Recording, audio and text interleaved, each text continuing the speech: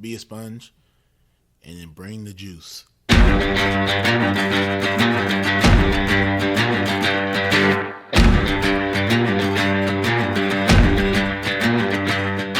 By focusing on your improvement, by focusing on your progress, and eliminating any fixed mindset that you may have and acts of perfectionism, then you encourage your own mastery. On some level, we do what we want to do 24 hours a day. Now, sometimes it may not seem like that, but if I'm choosing to work instead of sleep, what I'm actually saying is keeping my job is more important than sleeping. I'm tired of this. I'm tired of getting beat. What can I do to get over this hump? So mentally, that's when I kind of put that forefront, like, hey, it's either all or nothing.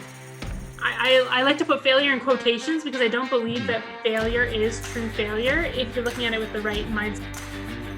The truth is, the journey to greatness is hard. It takes time, it takes effort, it takes focus, and every day you have to decide what you value, what you want to pursue, and what you want to achieve.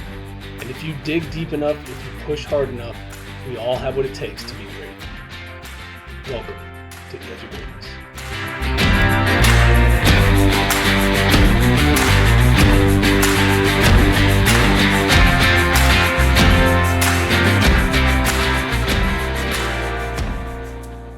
Hello and welcome back to another episode of the Edge of Greatness podcast. I'm your host, Charles Schultz, and today I have with me a very special guest, Dr. Jim Afremow, who is a sports psychologist, has worked with countless professional and amateur athletes, as well as the author of The Champion's Mind, The Young Champion's Mind, The Champion's Comeback, and then coming soon, The Leader's Mind. Thank you, Jim, for joining me today. I appreciate it. Thanks so much, Charles. Happy to be here and look forward to a fun discussion. Absolutely. So I recently saw on your Twitter feed, you were asking some of your followers what their favorite golf course was. So what I want to know is, tell me your most memorable golf experience. Oh, wow. It's actually pretty recent. So, as we were just talking offline, I was in Arizona for a long time. I was in Phoenix and worked at Arizona State University, then worked for the San Francisco Giants, and, their spring training and kind of the year-round facilities are in Scottsdale. And so I love playing golf in Phoenix. That was a blast. But recently moved to Eugene, Oregon. My wife works at University of Oregon. I went to school at University of Oregon for undergrad. But I had a chance recently to play Bandon Dunes, which is on the coast of Oregon, a couple hours south of Eugene.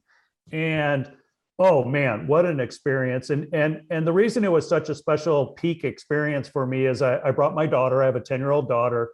And for people that don't know about this place, it's called Dream Golf, and it's for good reason. There's no golf carts. There's no golf paths. There's no houses on the course. It's right on the coast, and everyone's in a good mood. People are from all over the world. And it was just such a peak experience of just being in the moment. And it's almost like, we don't care. I didn't care about my score. I didn't care about anything, just enjoying the moment. And I think that the more we can do that, the better we could play in life. And what I found is just by enjoying myself so much and being so grateful for the opportunity to play at Bandon Dunes, that I actually played pretty well. So I think there's a lesson in there for all of us, is the more fun we have, the better we'll play. Most of us think the better we play, the more fun we'll have, but I think it works the other way. I would tend to agree with you. And I think that being in the moment is a big piece of that as well.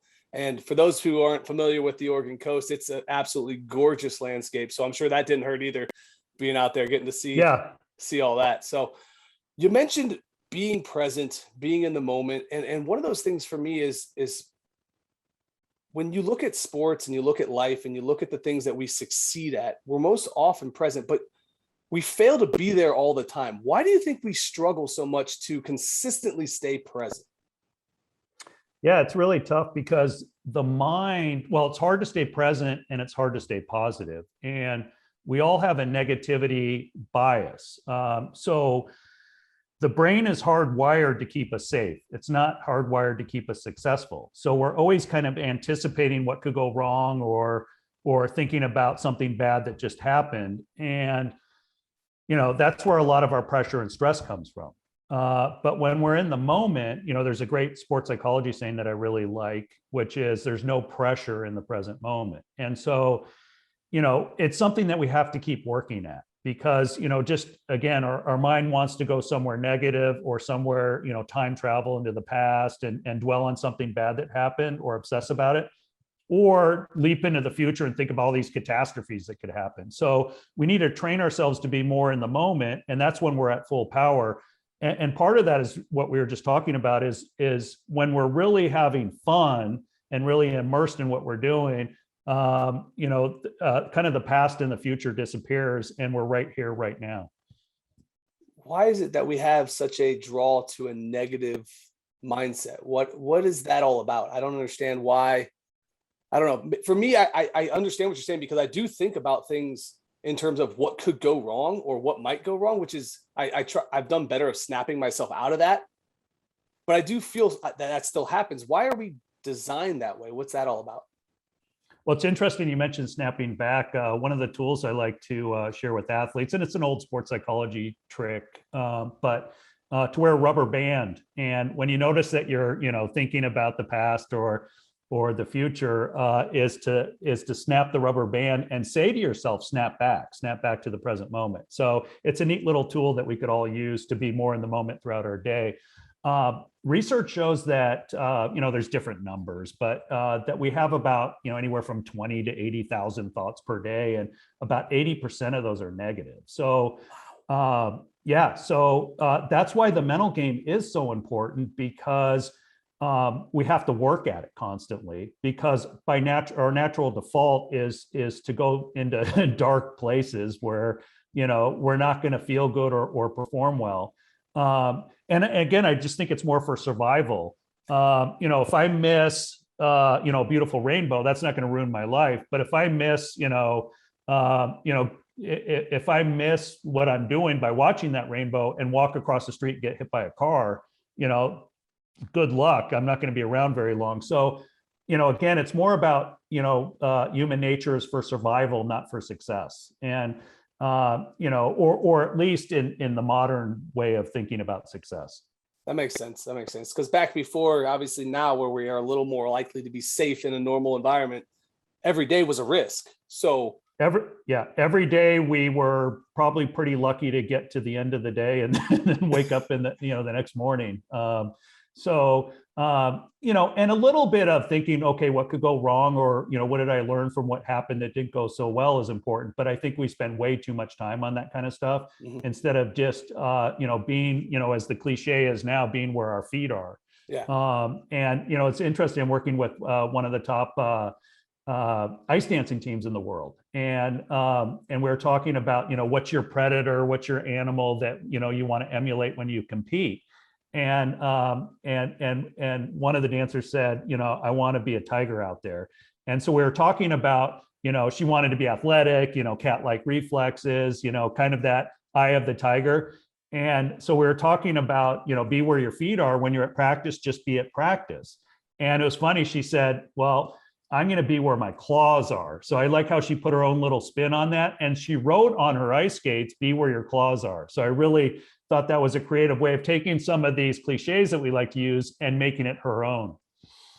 I love the predator idea. Is that to counteract some of the fear and some of the negative thoughts because predators are more, I guess, on the hunt? Is that kind of the idea behind that, or is there more to it? Well, yeah, absolutely. There's a lot of, it's a great metaphor, analogy, what have you, in terms of how to think like a champion. So, for example, when I was with the San Francisco Giants organization, I remember asking one of the, the hitting coaches, what's the difference between guys like, Buster Posey and Hunter Pence and these guys and, Madison Bumgarner, these guys that are winning 3 World Series and, and All-Stars and he said, man, they're predators. They go out there and they want to beat your ass and they don't mess around that way. And so I like to use that as an example with the athletes that I work with. And for some, they really get a kick out of it. Some, it doesn't work so much, and that's okay. But the idea is that when a predator steps on the field, they're there to make something positive happen. They love to hunt. They love to chase their prey. And, I use it as they love to chase excellence. Whereas when you think about it, and then their eyes, when you think about a predator, their eyes are in the front of their head. And so they're always looking forward. They're always looking, toward what's next.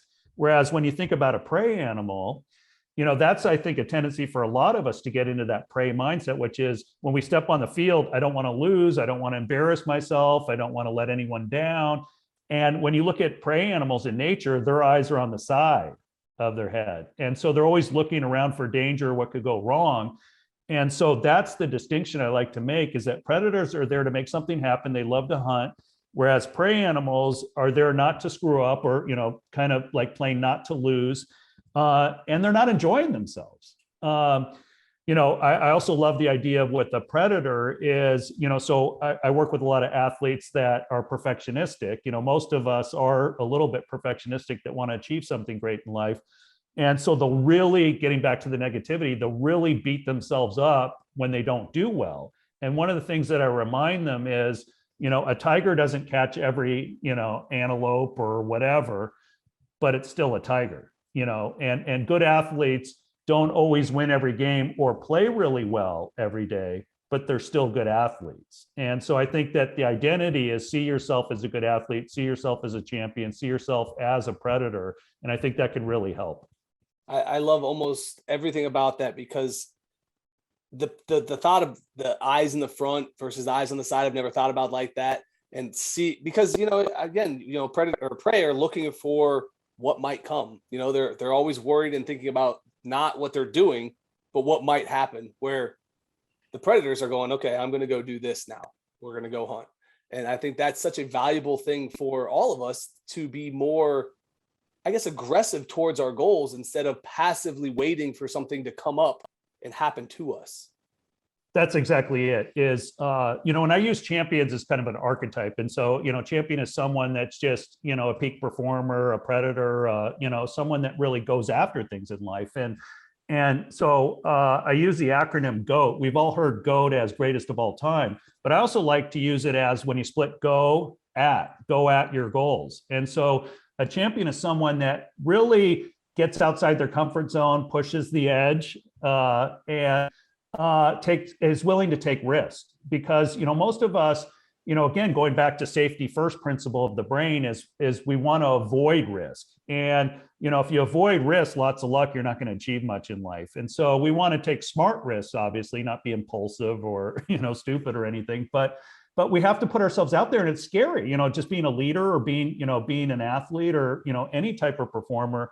You have to stick your neck out. And so I like to think of the turtle, they stick their neck out, and, that's scary because it could get chopped off.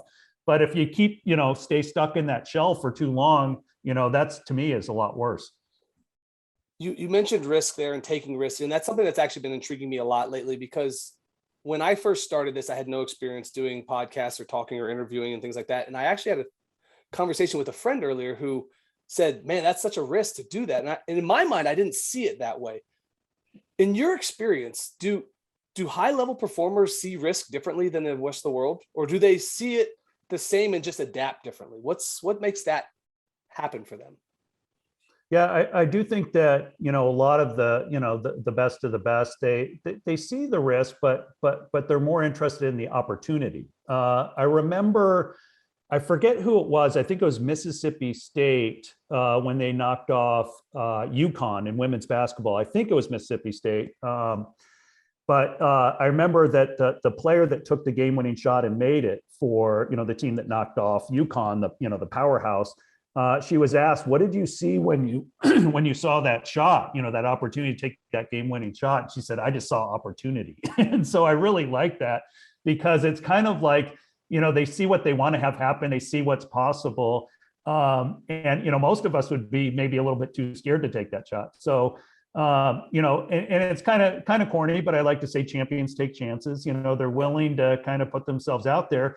And that's really cool, because, a lot of times we talk about, dare to be great, but I think you have to dare to fail. And if you could be able to say to yourself, man, I just blew it in front of the whole world, and that sucked and it hurt, but I can't wait to try that again, because if I try it again, I could succeed next time.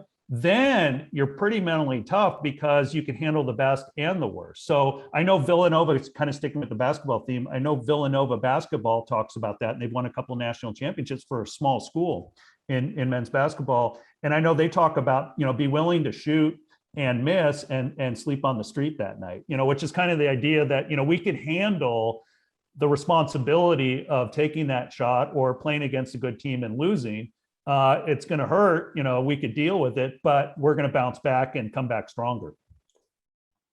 During your experience as a mental performance coach and working with different athletes, is there someone that comes to mind or a team that comes to mind that was exceptional at taking the risk and coming back from the failures? Is there somebody that comes to mind when you think of somebody like that? I like to think about baseball players a lot because, as most people in the baseball world always talk about, baseball is a game of failure. And, I would say Buster Posey is someone, I mentioned him before, and then Hunter Pence. And, what's really neat about those two guys is, so when I joined the organization, I brought a couple of my books, my first book, The Champion's Mind, and it was in the training room. And during, right at the start of spring training, and Buster Posey and Hunter Pence were two of the guys that said, "Hey, what's that book? Who wrote that? Where is he? Can I have a copy of that?" And it was just that growth mindset of like, and these are guys that, are at the tip of the spear in terms of how good they are. And I'm like, man, that's really cool. Whereas, some other athletes I've been around or other teams, they might see that book and go, I already know all that stuff. And so, but when I think of those two guys, I think about, just the ultimate professionals. And one thing about Hunter Pence is, if he failed, he would get back in the dugout and say, man, I can't wait to get that pitcher next at bat. And then he would, let's say, strike out or, loud out. And then he would come back in the dugout, man, I can't wait to get that pitcher the next at bat. And so what I observe from stuff like that is they're willing to fail, but they're so optimistic that I'll eventually, if I keep playing hard, I keep playing smart, I'm going to get that guy. And so they're optimists, and that makes them more dangerous as the game goes on, where I think most of us, again, getting back to kind of human nature, would be, oh, this is embarrassing. This isn't my day. I'm 0 for 3, maybe next game I'll play better. Whereas they're always kind of waiting on something good to happen. And when I was with the organization, Dusty Baker was back with the organization for a year. And, now he's in the World Series with the Astros. And one of the things I asked him is, what makes a good manager? And he said, he was talking about optimism. And he said his favorite quote, which he heard from Luke Appling, who is, Hall of Famer from 100 years ago, probably. But Luke Appling had a great quote, which is, if you want to play lucky, you got to think lucky. And so Dusty Baker said that as a manager, he tries to think that, like, hey, we might be down 3 runs, but there's still 4 innings left. Or, oh, they just hit that ball hard. Let's get in the right position and get it. So he's always trying to think of something positive to happen. And I do think that a lot of times when we're not successful, we're doing the opposite. We're always waiting for something bad to happen. Then when it does happen, see, I knew this wasn't going to work out, or I'm not as good as I thought I was. I totally agree. I've coached baseball. I played baseball my entire life growing up and into college. And there were kids and players who I played with who, if they got out their first at bat, you might as well have taken them out of the lineup because they went down the rabbit hole and it was over. But then there were other guys, like you said, like the Hunter Pences and like the Buster Poseys who, all right, well, I got next one. All right, I got next one. What are some things that you do for yourself to help keep you optimistic when you face the adversity? Well, I try to, when I do something well, I try to reinforce it. So one of the things I teach athletes, and the neat thing about the work that I do is I get to use all this stuff on myself. So, but when I do something well, I try to, reinforce my self-image. So, hey, that's like you to do that well. Now, when I don't do something well, that's not like you just might need a small correction or an adjustment. But a lot of times, some of the best athletes that I've been fortunate enough to work with, their idea is almost like, when I don't do something well, man, that makes me more driven, because, I love challenges. And also, this be one step closer to a big breakthrough. So a lot of athletes, when they look back on their career, they're like, man, when I kind of hit a wall or I was really struggling, maybe that's when I had my biggest breakthrough as an athlete. And so that's what I try to look at is, why, instead of kind of why is this happening to me, why is this happening for me? Okay, that makes sense. And so they look at it more like the positive is their consistent self instead of the negative outcome being their consistent self. And they flip that script. So instead of having that waiting for bad things to happen because the bad's going to happen as part of who I am, I'm actually this good version. The bad is the outlier. Absolutely. And it's usually not as bad as we think. A lot of times when we fail or screw up or mess up, we think it's the end of the world. And it's usually just a blip on the radar. It's usually just a kind of anomaly. And so that's one thing that I've learned from being around a lot of champions is they look at these little mini setbacks as temporary. They don't take them overly personal. And then they kind of use it as fuel, like, okay, you think I'm out now? You think that, I'm done now? Let me prove you wrong. And so, they kind of get a little bit more fired up at times. No, I like that. I like that. And we spend a lot of time obviously talking about sports because we're both in that kind of world, but this also applies to people in the business world too, right? This is something that we should all be working on in the mental performance and adapting and coming back from failure. This is something that not just athletes can benefit from. This is something from the corporate world that you can benefit from too, right? Oh, it's such an important point you just made. And so a lot of the work I actually do is with non-athletes in the corporate world or in music or in, performing arts, those kind of things. And because peak performance is peak performance. And so even though the craft might be different, the attitude, the mindset is the same almost, and if not identical. And so I'm working with business professionals that are dealing with a slump, or business professionals that hey, this is going on off the field or outside the boardroom, but it's affecting me at work. So how can we work on that? So maybe more of the personal counseling kind of stuff, but then the performance stuff. I like to talk about the 4 C's of mental toughness. And those are, and so mental toughness, I define as staying positive and proactive under adverse conditions. Anyone could be mentally tough when things are going well. It's just, when things aren't going well, can you be mentally tough? But the 4 C's are confidence. And no one wants to be worse at any of these things. We all want to be better at these things. So confidence, and by confidence, I mean just believing in yourself to an unbelievable level.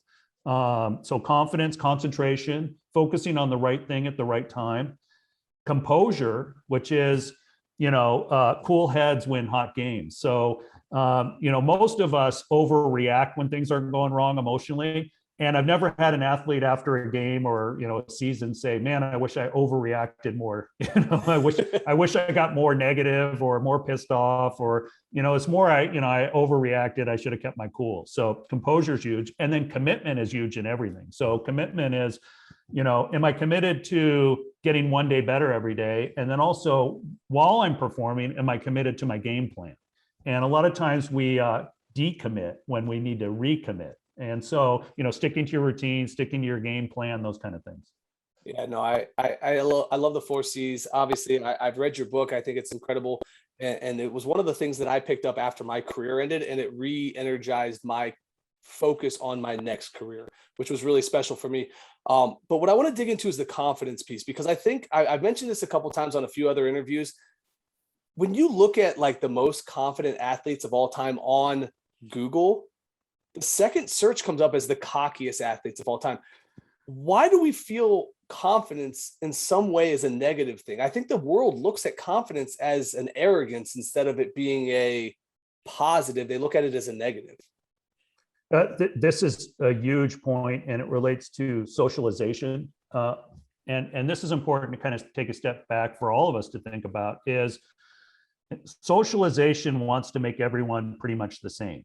And if you're screwing up, if you've fallen down, sometimes socialization could help in terms of bringing you back up. But when your goal is to achieve big things in life and to see how good you can get, socialization actually works against you. It tries to pull you down. And so, like, if I walked around saying I'm the greatest, like Muhammad Ali, people are going to say, who do you think you are? What's wrong with you? No, you're not. But So what we tend to do is growing up is, whenever we say something kind of like that, and obviously not probably to that extent, but people try to knock us back down. And so unfortunately, what we do is we start knocking ourselves down without them. And so, we'll do something well. Oh, I got lucky, or, that other team wasn't that good, or, who do I think I am? And so I really like the idea of, you need to be cocky on the inside. You need to have some inner arrogance, but be professional and act like you've been there before on the outside. I think that's the key differentiator. When most of the great athletes that I work with, I say, what's your mindset when you step on the field? And they're like, I'm the best one out here. Now, you have to think that way. Now, but you don't have to necessarily say that to the world. So, I like the idea of be humble on the outside, but be cocky on the inside. Now, in practice, though, I think we need to be humble enough to keep learning and growing. I like the saying that, if you think you're perfect already, you never will be. And so it's kind of also when you need to be humble and when you need to be cocky. So what I would say is, be humble to learn and then be cocky to perform. And cocky doesn't mean showing off or, like I'm better than anyone, as a person. It just means I really respect my talent and I really am going to trust my training. Yeah. I mean, I think it's one of those things that you should feel good that you've put in so much work that you're ready no matter what's coming your way and that you believe you're going to succeed. And what I want to know is when you find that you have moments where your confidence is waning, what are some things you do to bring it back up? One of my favorite exercises is what's called the I know list. And it's a sports psychology technique. And so it's not something necessarily that I created on my own, but I love using it with athletes and other performers. And it's basically writing down, so grab a sheet of paper and jot down things that you know. So it's not things that you believe, things that you know that help you to feel confident. So for example, I know I work hard every day, or I know I've won before, or, it could be Olympic athlete. I know I have a great team around me. I know that I have a good game plan. I know that I have it in me. I know that I'm healthy right now. I know that other people believe in me. So you write down things that you know are true and you develop that list. And when you look at that list, it's not so much a pump up list, but it's one of those lists where when people do it, they're like, yeah, I think I got this. And so it's kind of giving yourself credit where credit is due and realizing, hey, I have been successful before. I have done difficult things before. I have overcome adversity before. So, why not believe in myself? Have you ever had to help somebody bring out the cockiness in them? Oh, yeah.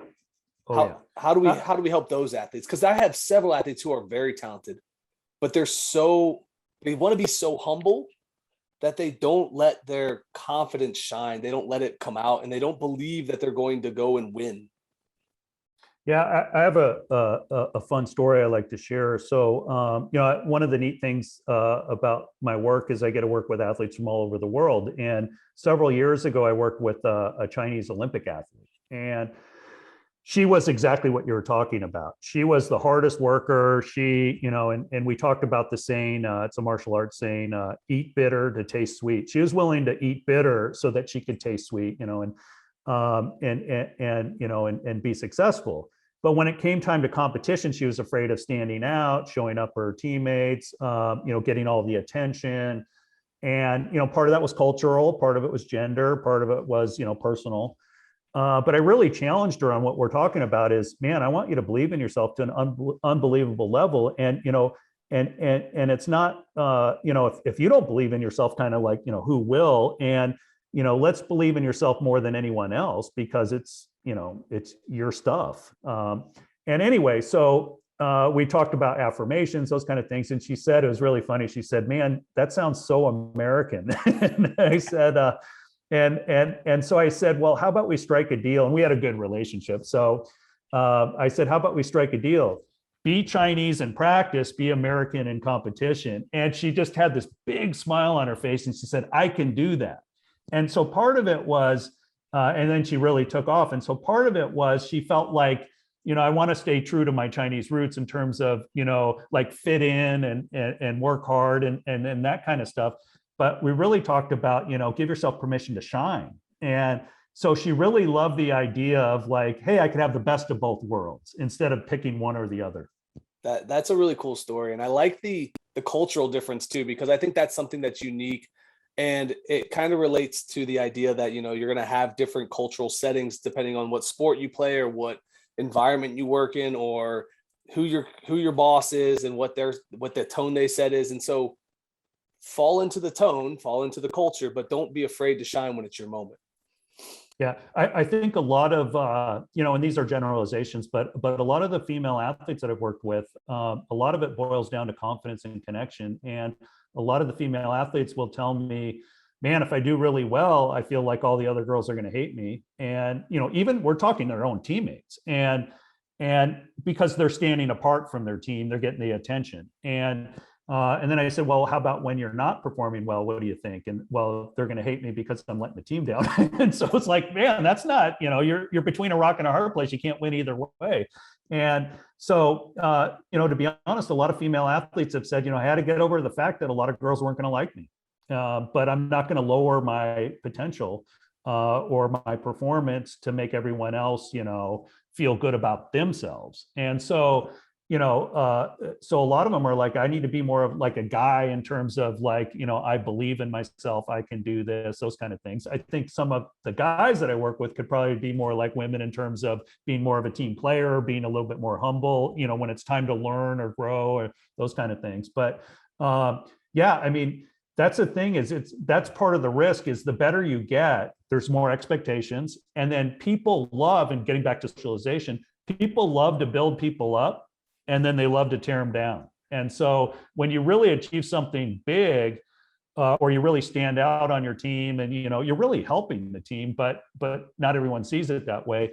They're afraid that, man, I don't want to be the target for all this hate. And so when you look at, you talked about lists earlier, when you look at the best athletes in the world, usually they're on the most loved list and the most hated list. So Tom Brady would be an example. People love him and people hate him for his success. Yeah. When I was talking about that list of the cockiest players of all time, I looked at the list and I go, I would give anything to have any one of these careers. All these people on this list are incredible athletes. And honestly, from what I know of them, obviously I don't know them personally, but what they've done outside of sports, they're incredible people. Like, it's not that like the cockiness doesn't affect them as a person.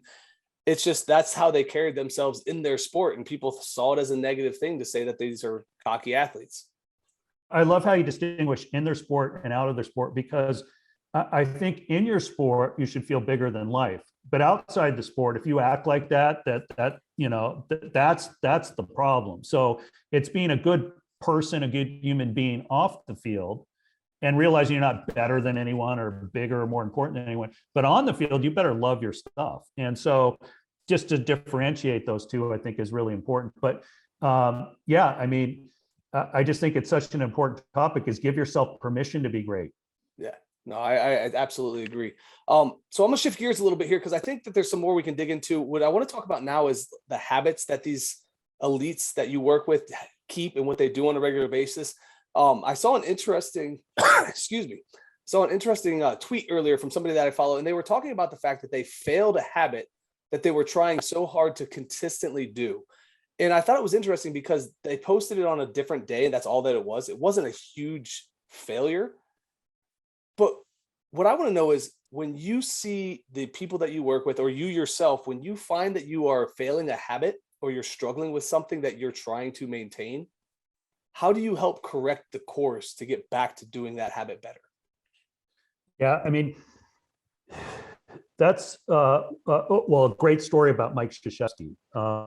So, coach of Duke men's basketball, 5 national championships, and then I think 3 Olympic gold medals as a coach. And but there's a great anecdote. His wife heard him. She thought he was on the phone. They're at home, and she heard him just ripping into someone. Going like, hey, you can't do that. What, you can't compromise. What are you doing, knucklehead? And you got to be better at that. And you said you were going to do it. You got to stick with it. And she's like, oh my God, is that like, one of his assistant coaches, or is that a player? What's going on? And so she kind of tiptoed down the hallway and looked in the bedroom, didn't see him in there, kind of looked more around the corner, saw him in the bathroom talking to himself in the mirror. And so he was really like holding himself accountable. And she's like, oh my God, what's going on? And he basically said, look, I just got off track a little bit, and it's probably a small thing, but he got off track a little bit, and he was really giving himself kind of a pep talk, but also kind of like hey, you got to do better. And so I really loved that. And so I heard an interview with him, and he was recounting that story. And the interviewer said, man, you're really hard on yourself, aren't you? And he goes, no, he goes, well, it's not so much I'm beating myself up, I'm just holding myself accountable. And so I think that's important. I remember hearing about Greg Norman, the famous golfer back in the day. He was kind of going through the motions through at several tournaments, and he said he was so frustrated with himself. He was driving away from the course one day, and he parked on the side of the road and said, hey, what are you doing? Do you really want to be the best golfer you could be or not? And if you do, you have to start making some changes, and you can't do certain things that you've been doing. And so I think we all have those moments where we have to it's like a gut check, where, you say you want this, but you're doing that, what's the deal here? But it has to be in a way that it's trying to help yourself. You're not just beating yourself up to beat yourself up. Now, getting back to Mike Krzyzewski really quick, what I love about that story is he also said that he'll do it to rev himself up. Let's say he has to give a keynote address, or, talk to a big company or whatever. He says he'll look in the mirror and say, hey, you got to be strong. This is going to work out well. You can do this. And so a guy that's been that successful still needs to hey, believe in yourself, buddy. You could do this. And so I really like that, the self-talk is where a lot of this is at, and that he's, and it really works. And the best athletes, best performers in the world really do this stuff. I find that interesting that somebody as successful as that is sitting there yelling at himself in the mirror in the bathroom because of something that he wasn't happy with. And he was holding himself accountable, and he was so self-aware of himself that he knew that he was messing up. Because a lot of people, I think, don't even realize that they're letting themselves down because they don't see the whole picture of who they are and what they need to be. Does that make sense? Like, I feel like we have so many people who think they do this, think they do that, think they do this, but in all actuality, they're doing X, Y, Z instead of A, B, C. Yeah. Well, I think that, most of us, fool ourselves a little bit. We want quick, it's just human nature. We want quick fixes. We make excuses for ourselves. We're hard on other people and certain things. Like, if someone cuts us off, we're like, what a jerk. But then if we cut someone off, we're like, oh, I just didn't see him, and so in some ways, we give ourselves an easy out, when other times we have to hold our feet to the fire and go, look, like, you need to walk the talk, so I think that's really important. I do think getting back to, in terms of, Tom Brady and the cockiness idea and all that kind of stuff is, I think a large part of that is we're jealous, and again, that's human nature. It doesn't mean we're, evil, bad people. It's just human nature to look at other people. Oh, they must have had it easy, or, they got all the breaks, and we start feeling sorry for ourselves. And that's why in The Champion's Mind, my first book, I said, don't envy the champion, be the champion. We all can be a champion in our own life, but we need to be accountable to ourselves. And when we say we're going to do something, we got to stick with it. Yeah, no, I totally agree. I think that's a fantastic point, and being able to follow through with what we're going to do and committing ourselves to being that great champion will benefit all of us. You mentioned Tom Brady, and you mentioned some other great champions. And when I hear these names, something that comes to mind all the time is these are masters of preparation. These are people who put so much time into their craft that when the time comes for them to perform, they are ready for everything. So what I want to know is, what's something that you do when you're getting prepared to give a big speech to a team, or how is your preparation or even for something as small as this interview? What are some things that you do to prepare yourself to perform at a high level? Yeah, well, number one is I think that, it's always about trying to put your best foot forward. And, it doesn't mean that you have to be perfect, but it means that you're putting your best foot forward. And so, I like to stay sharp. I think what's the saying, if you're ready, you don't need to get ready kind of deal. And so I'm always kind of in learning mode or, kind of thinking mode, or, there's obviously times where I just take my mind off of everything and just, regenerate. But I love this topic. I just think it's a really cool topic. So to me, I love listening to podcasts such as yours. I love learning. And when I learn something new or even sometimes better when I'm reminded of something I already know, but, kind of haven't been applying it or forgot about it, I just get a big kick out of it. So I think, part of it is having that always a student mentality of always learning and growing. And so I look at it as, man, more of a kind of a gratitude thing, I guess, is what I'm getting at, is just what a privilege and an opportunity. But I owe it to myself and I owe it to others to at least put my best foot forward. So, but I agree with you 100% on preparation. A lot of good athletes come to me and say, man, how do I get ready for the big game? But the great athletes come to me and say, how do I get ready for tomorrow's practice? Because they know that practice is where it's at. And if I could, think, feel, and act like a champion every day at practice, pretty much the game itself will take care of itself. So with the people that you've worked with in the career that you've worked through some of these different sports and athletes, what are some of the things that the very best do in preparation that set them apart from the others that you see? I think lifestyle is one of those things. One of the things that I noticed when I was working at Arizona State University is, and this was a while ago, but I'm sure that it's a little bit different now, but I would see some amazing athletes, let's say on the baseball team or some of the other sports teams that, man, they would work their tails off and they were true competitors, but, they didn't make the best decisions off the field. So maybe they would stay up too late. Maybe, they wouldn't stick with their nutrition, and so they would burn the candle at both ends, I guess. And so that's one of the things that I like to talk about is, okay, what are you doing the other 20 hours of the day? So, obviously the 3 or 4 hours you're at practice or, lifting weights or those things, let's really be locked in during those times. But what are you doing outside of that time? And is it a net positive or a net negative? So if you're really, so part of it too is just even peace of mind. If you're organized in most areas of your life, it's going to give you that peace of mind when you're on the field. But also, really guard your sleep and recovery and nutrition and work a little bit on your mindset. A lot of times we talk about, try to get 1% better every day. But we usually just think about that in terms of a physical way. And so what I challenge athletes is, how can you get 1% better mentally today, or with your rest and recovery today, or with your nutrition today? I love that. And I think that it's a true statement, is that they do really well when it comes to the organized practice time, but it's the free time when they have all this stuff that they can go do that they get distracted and find themselves doing the wrong things instead of helping themselves out. Man, when you work with clients, do you talk at all about visualization? Is that something that you think is beneficial? I love visualization. So my favorite mental skill is self-talk, because what we think, and the way I say it sometimes is, champions don't listen to themselves, because again, we talked about the negativity. We usually have negative thoughts. You can't stop those. You can ignore them, or you can, turn them around. But so champions talk to themselves. So they have a negative thought. Nope, I'm not gonna, I'm gonna go this way instead of that way, a positive direction, not a negative direction.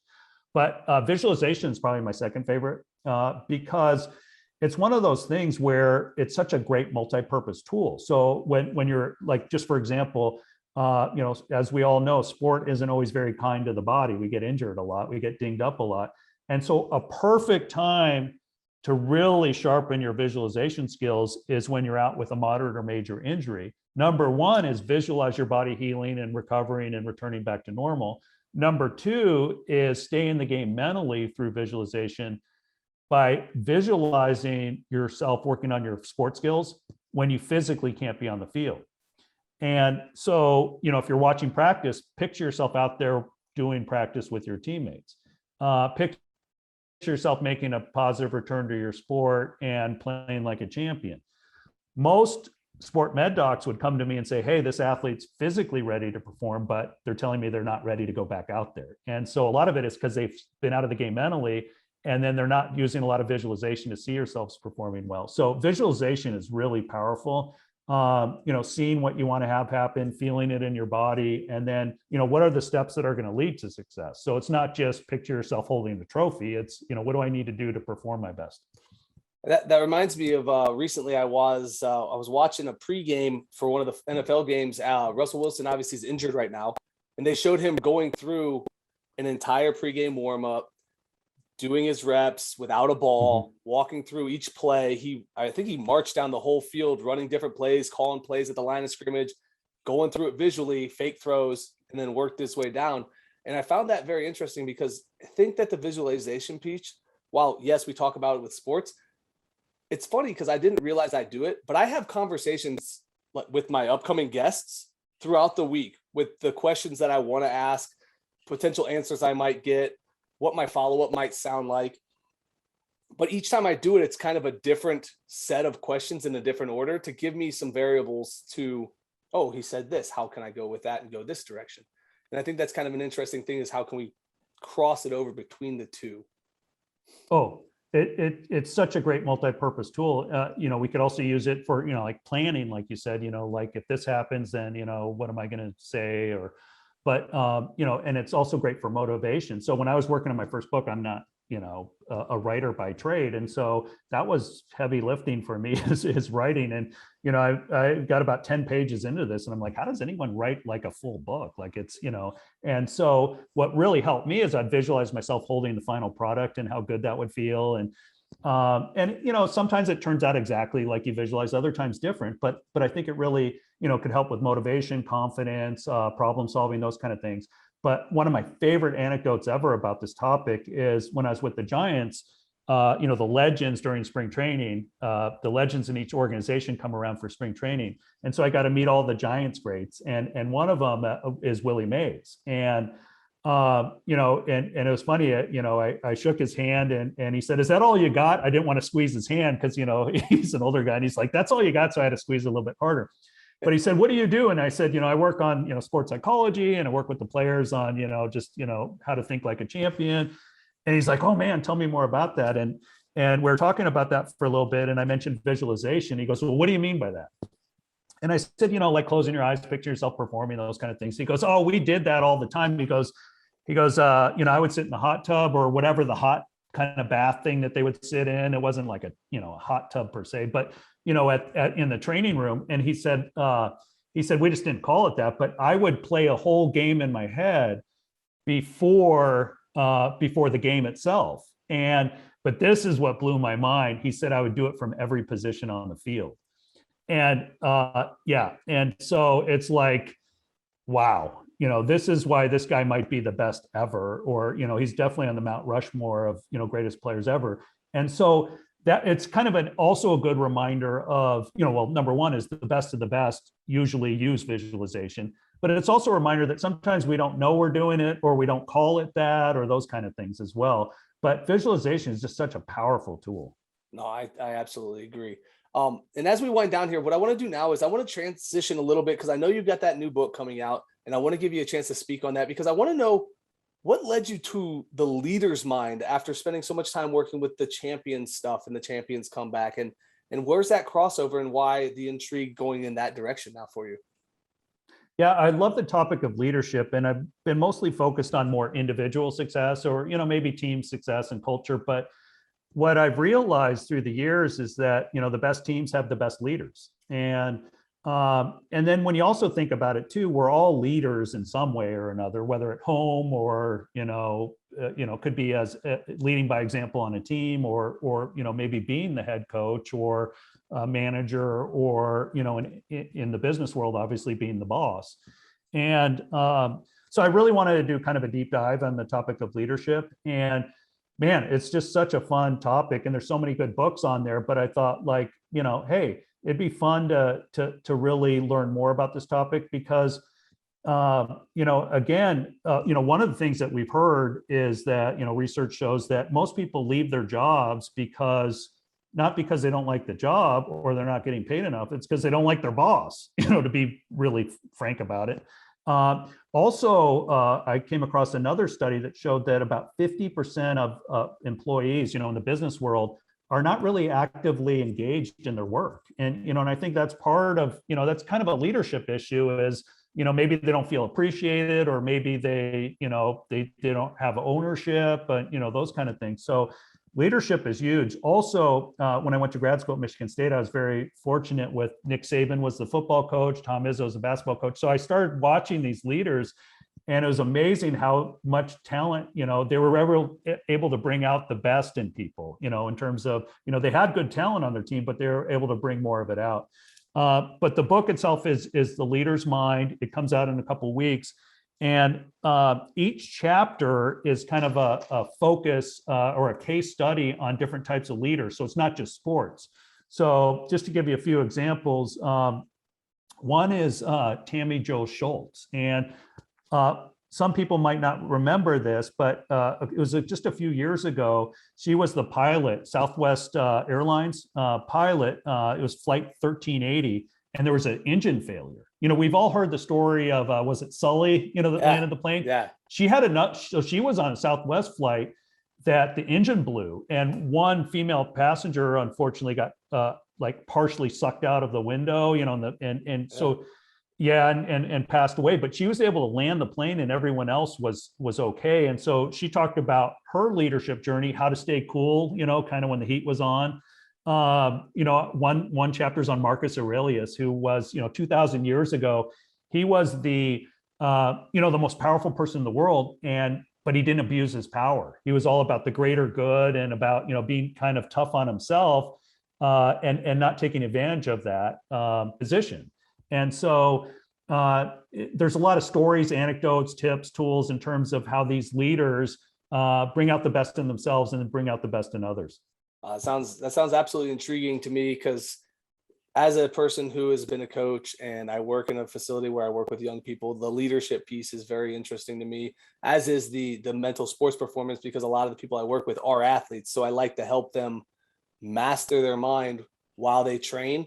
And so I think that'll be one I put on my list here coming up soon. So where can my listeners see what you're doing, follow your journey, connect with you, and see what's coming up next for you? Yeah. So Champions Mind app is, I have an app out, and so you could go to the website. On Twitter, I'm at Gold Medal Mind. I'm on Instagram, LinkedIn, and goldmedalmind.net is my website. But I'm kind of on social media, have fun with it. There's some negatives on social media, but there's a lot of positives, and we get to connect with, with other like-minded people in across the sports world, and just the topic of peak performance. So, there's a good chance I'm already probably following you if you're listening, on Twitter. I follow a lot of people. Everyone that follows me, I try to follow back, because, I just love the kind of we're all part of a bigger team. And so, so I just appreciate anyone that's interested in these topics. Awesome. And thank you so much for taking time to join us today. I got a lot out of this. I'm sure my listeners will as well. It's been an absolute pleasure talking. Thank you. Thanks so much, Charles. This has been a lot of fun. Awesome. As always, guys, keep reaching for the stars, fall flat on your face, but remember, whenever we fall, always get up. Thank you for joining us today on the Edge of Greatness podcast. If you haven't yet, please take a minute now to subscribe and review our show. Join us again next week as we continue to dig deeper into the key components of greatness. The path to greatness is never linear, so remember to keep pursuing greatness no matter what. Keep stretching your abilities, reach for the stars, and fall flat on your face. But remember, no matter what happens, whenever we fall, always get up. Until next time, I'm Charles Schultz, and this was the Edge of Greatness podcast.